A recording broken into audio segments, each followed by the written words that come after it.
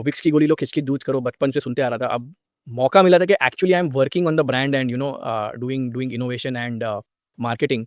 तब समझ में आया कि ये ब्रांड इतना लेगेसी ब्रांड क्यों बना है। क्यों बना है ब्रो? सबसे पहली बात है कि उन्होंने तो वो मैजिक प्राइस पॉइंट जो 1 रुपये की गोली का प्राइस पॉइंट था, तो आप देखोगे 15-20 साल से वो प्राइस पॉइंट उन्होंने पकड़ के रखा था। तो जब हम लोग तो जो ब्रांड मैनेजर्स ऑन बोर्ड आते हैं, क्योंकि ब्रांड को 20 साल हो गया, लेकिन ब्रांड मैनेजर 2-2 साल में चेंज होते रहते हैं, तो उनको पीछे की हिस्ट्री सुनानी पड़ती है कि भाई पहले ब्रांड ऐसा था, अब आज ऐसा है।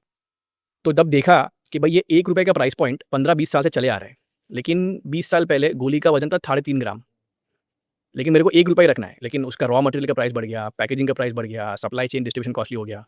तो मैं मेरे मार्जिन बचाने के लिए प्राइस पॉइंट बढ़ा नहीं सकता, क्योंकि जैसे ही 1 रुपये का 1.5 रुपये या 2 रुपये करूँगा, फट से धंधा गिर जाएगा। तो क्या किया, उसमें गोली की साइज़ कम करनी शुरू कर दी। तो जो 3.5 ग्राम की गोली आती थी वो 2.7 ग्राम की हो गई, जो 2.7 ग्राम की गोली आती थी वो 2.2 ग्राम की हो गई। आज अगर आप मार्केट में जाकर विक्स देखोगे और लोगे तो वो 1.6 या 1.8 ग्राम्स की हो गई, मतलब आधे से ज़्यादा वो गोली का साइज़ कम हो गया है, लेकिन प्राइस अभी भी 1 रुपया है। ठीक है, तो अब वो चिल्लर की तरह यूज़ होता है, लेकिन अब यूपीआई आने के बाद वो भी बंद हो गया।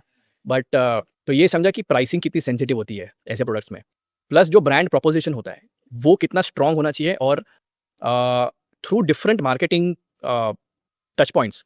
एक तो हो गया टीवी पे ऐड चलाना, दूसरा हो गया स्टोर्स पे जो मटेरियल रखा होता है, या जो बंदा वहाँ पे उसको ट्रेन करना कि कोई पूछेगा तो क्या बोलना। तो वो हम क्या प्रॉब्लम सॉल्व कर रहे हैं।